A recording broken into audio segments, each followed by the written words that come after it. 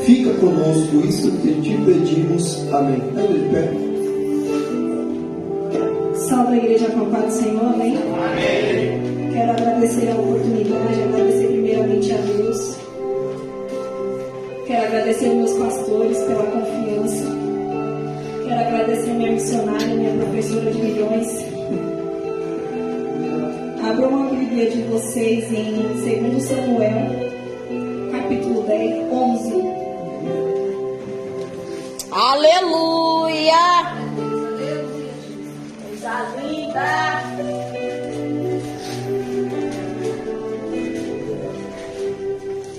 Amém? Farei a leitura. Começando no 1, tá, gente? E aconteceu que, tendo decorrido um ano, no tempo em que os reis saem à guerra, enviou Davi a Joabe, e com ele os seus servos, e todo o Israel. E eles destruíram os filhos de Amon, e cercaram a Rabá. Porém Davi ficou em Jerusalém. E aconteceu que numa tarde, Davi se levantou do seu leito e andava passeando no terraço da sua casa real.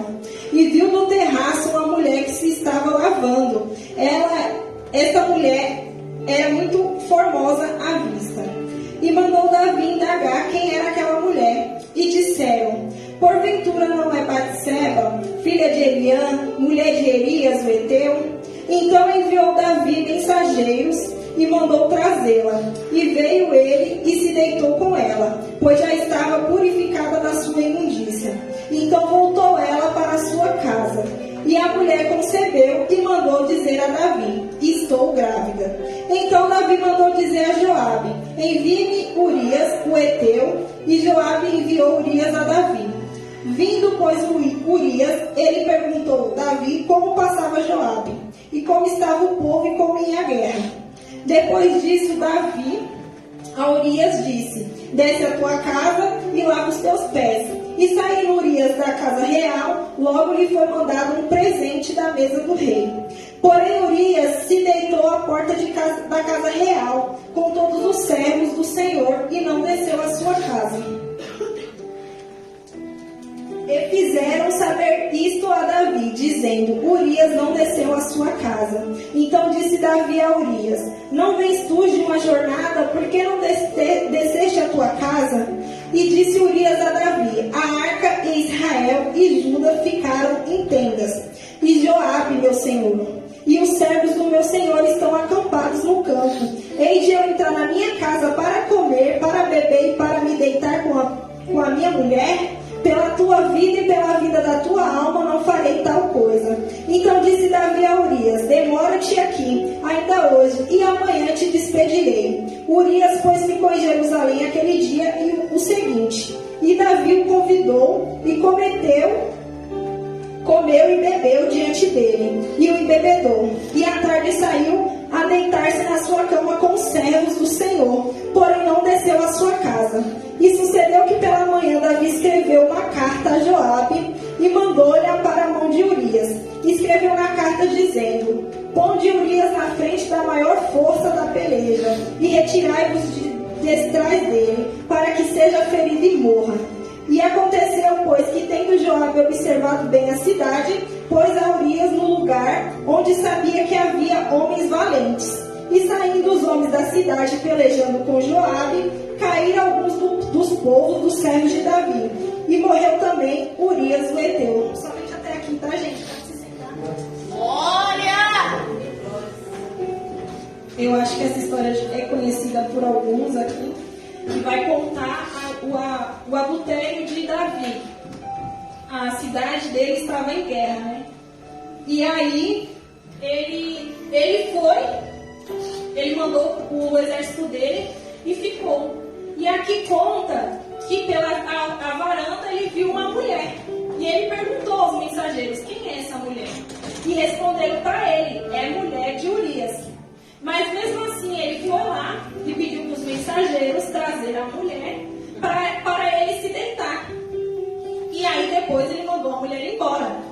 Só que passou um tempo, a mulher mandou um mensageiro mandar para ele, falando que estava grávida. E aí Davi fez o quê? Foi lá e mandou buscar Urias. aí eu começo, agora eu entro na mensagem. A pergunta que eu fiz pro texto: se Davi era um homem de guerra, por que ele não foi para o exército? Por que ele ficou? Aí é onde eu falo: estava no lugar errado, na hora errada. Porque se ele é um homem de briga, de guerra, o que ele estava fazendo ali, meu Deus? Então,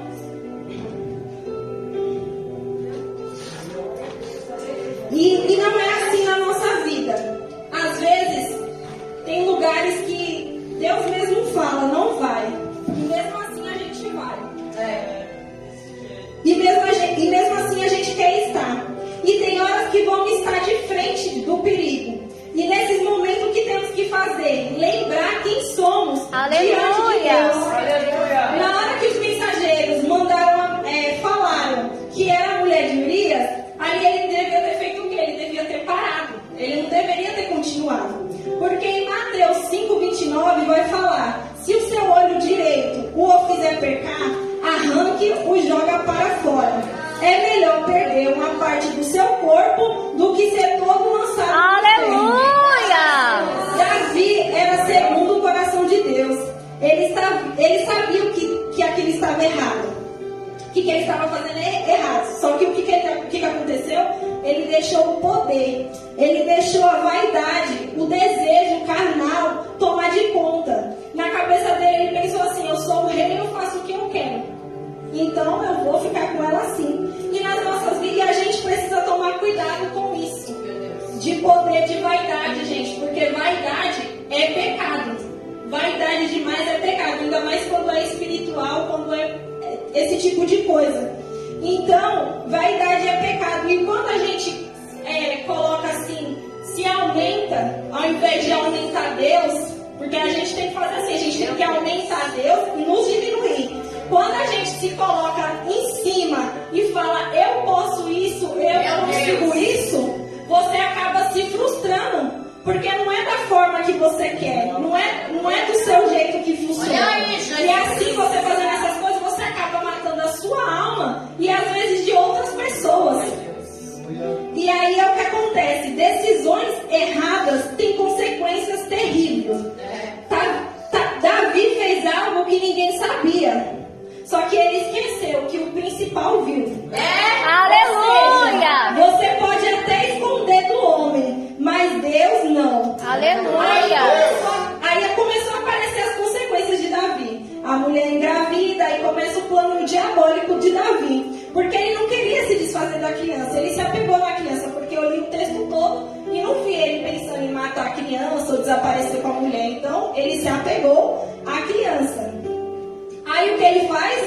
Manda trazer o Urias e fala para ele ir para casa se deitar com a mulher. Porque sabia que se o Urias se deitasse com a mulher, ele ia pensar que o filho era dele. Olha o que acontece, gente. Olha um pecado e ele querendo fazer outro. Porque isso é errado também.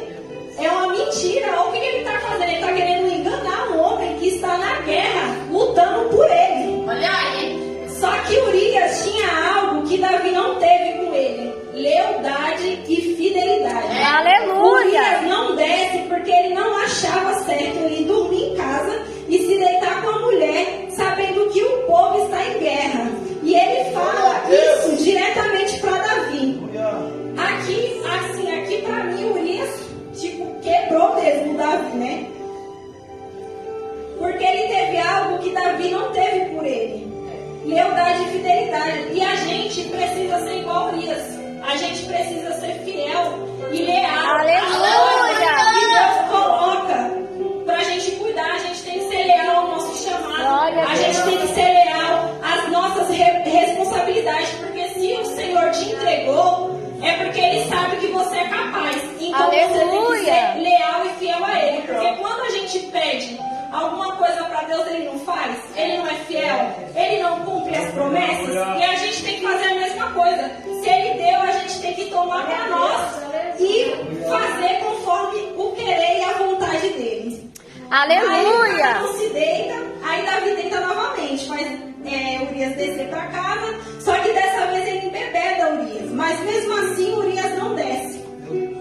Davi já tinha dele. Aí o que ele fez? Manda uma carta para Urias, entregar para Joabe. E nessa carta estava escrito para Joabe colocar Urias de frente à guerra, para que morresse.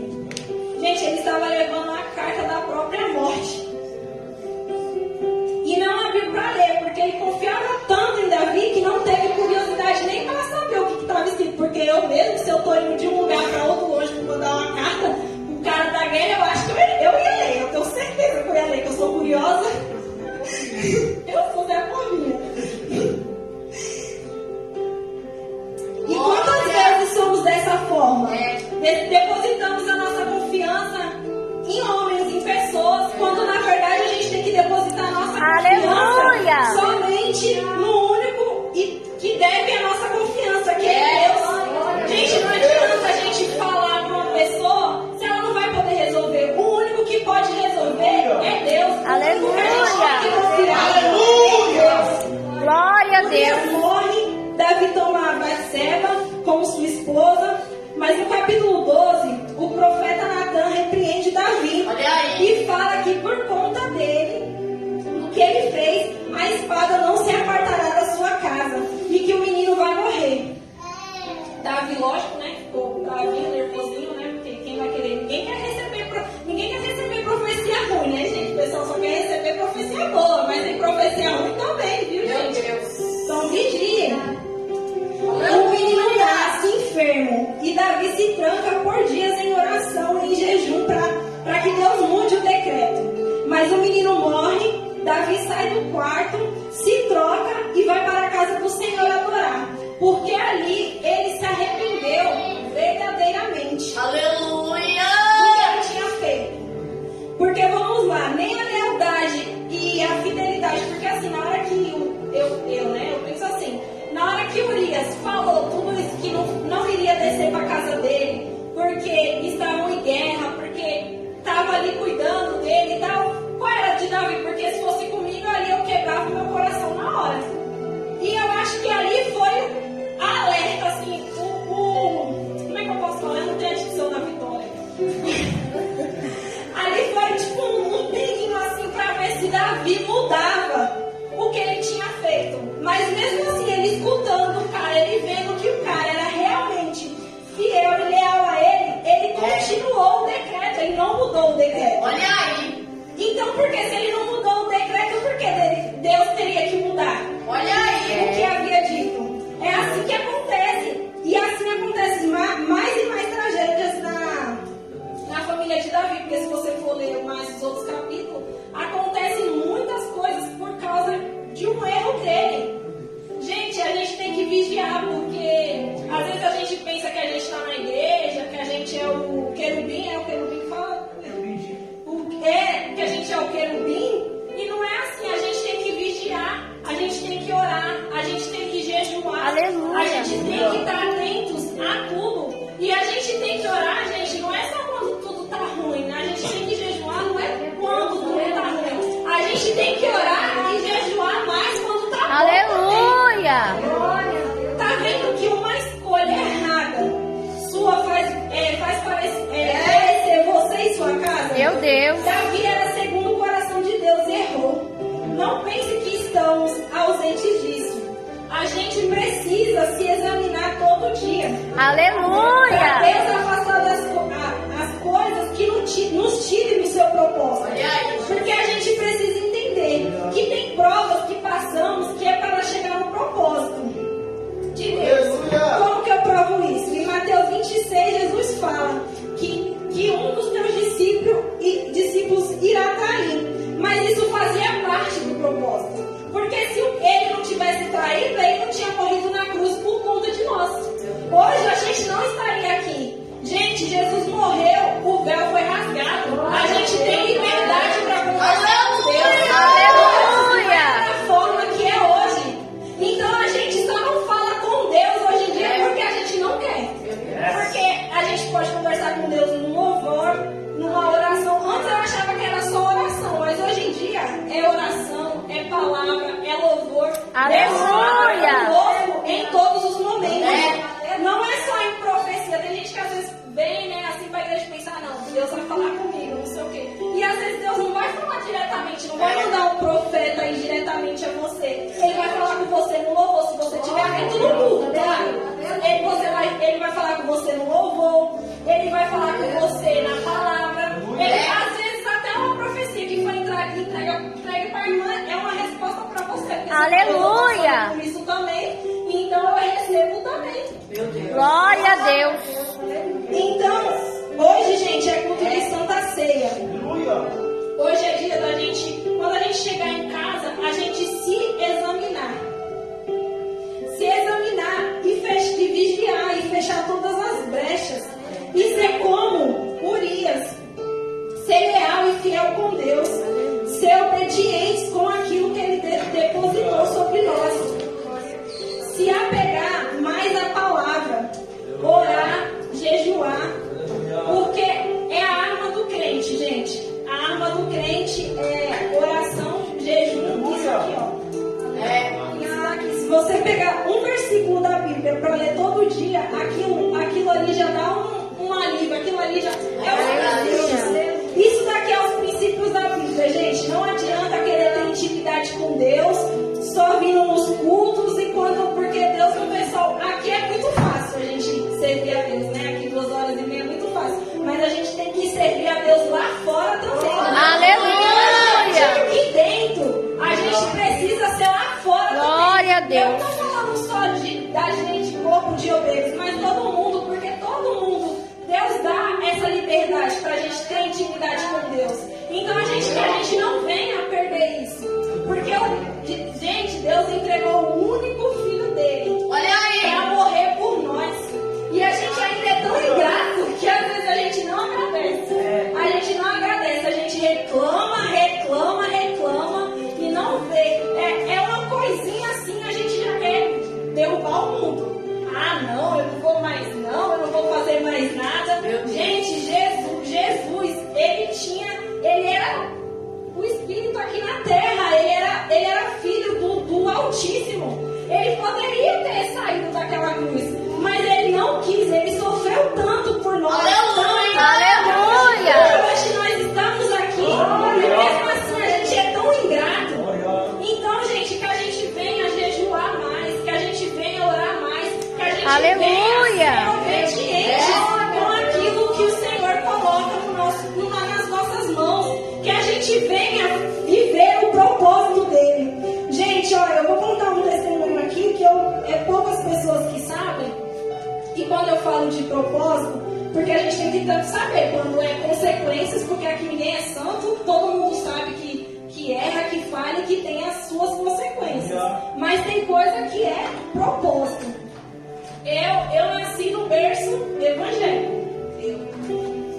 Eu fui me desviar, eu acho que eu tinha uns 10, 12 anos. E aí a gente sempre foi para a igreja, a minha mãe, meus irmãos. E aí aconteceu que um dia a gente estava em casa e o meu irmão mais velho, ele nunca foi muito fã de igreja, ele ia porque era obrigado, ou ele ia ou ele apoiava. Era assim. E o Will, ele tinha uns dois aninhos no tempo. E aí, nesse dia minha mãe falou pra mim, você não vai pra igreja. Hoje quem vai é o seu irmão, o Bruno. Ah, gente, mas eu fiquei brava. Eu falei, mas o Bruno nem gosta de igreja, vai fazer o que lá? Deixa eu ir, não sei o quê. E aí, minha mãe falou, não, quem vai ficar é você, porque o Will tinha dormido bem na hora do culto. Na hora de culto, o Will tinha dormido. Will. E aí, beleza, minha mãe foi no culto, e nesse tempo meu pai já tinha ido embora, e aí meu pai levou tudo embora, então a gente não tinha TV, gente. A nossa brincadeira era trabalhar, a nossa televisão era trabalhar. E aí eu tava na sala, fazendo lá o que a gente trabalhava, e de repente passou um vulto. Eu tinha 8 anos quando aconteceu isso. Passou um vulto.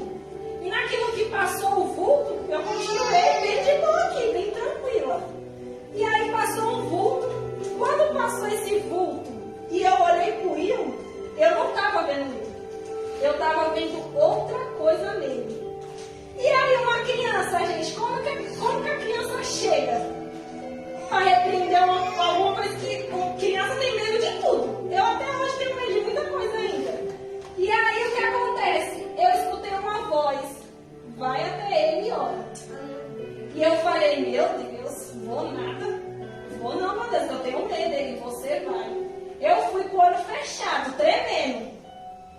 eu cheguei, fechei meus olhos e repreendi o que eu tinha visto no meu irmão.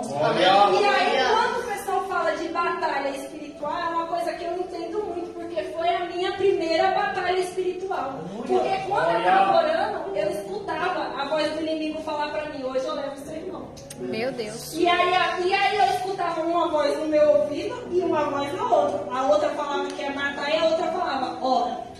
Aleluia. Ora. E aí eu comecei a orar. E de repente o vulto passou. Gente, o que eu vi no meu irmão, eu acho que tem gente velho que não consegue ver. Porque foi uma coisa sobrenatural. E aí quando esse vulto passou, o Will acordou. E aí o Will acordou e começou a chorar. E minha mãe chegou em seguida. Aí eu contei pra ela o que tinha acontecido. E ela foi lá e chamou o pastor pra orar, né? Aí o pastor orou e falou assim: era o espírito da morte, mas Deus já quebrou. Aleluia. Eu fiquei com aquilo na minha cabeça. Por quê? Né? Eu era criança, mas eu sempre fui muito por quê? De questionar por quê. Quando foi de madrugada, o Will deu uma febre tão grande que a minha mãe correu para ele pro hospital, que a febre dele foi tão grande que ele deu uma convulsão muito alta. Colocaram ele na banheira e tudo, e quase que ele não volta. E aí uma enfermeira, quando saiu, porque minha mãe sempre se vestiu como evangélica, né? E aí quando a enfermeira saiu, a enfermeira foi lá e falou: você é da igreja, né? Então hoje você ora muito mais.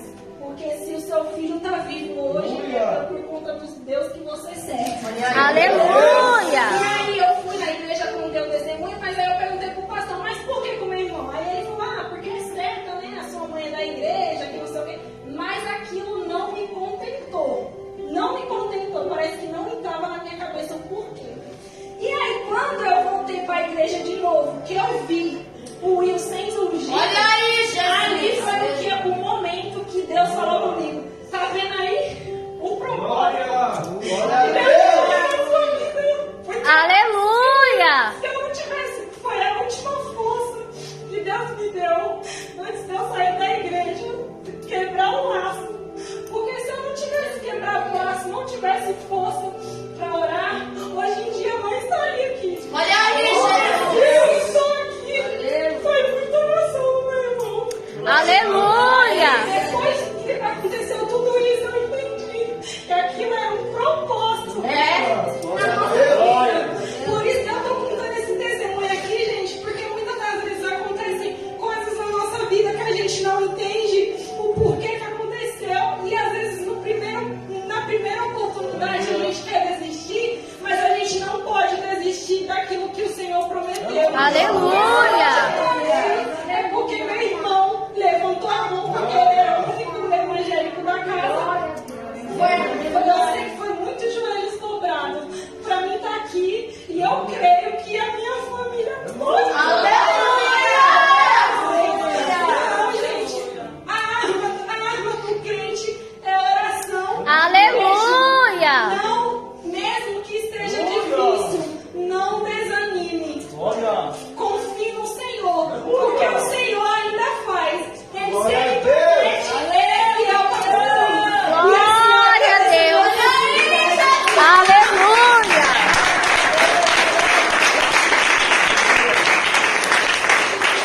Glória a Deus. Coisa linda.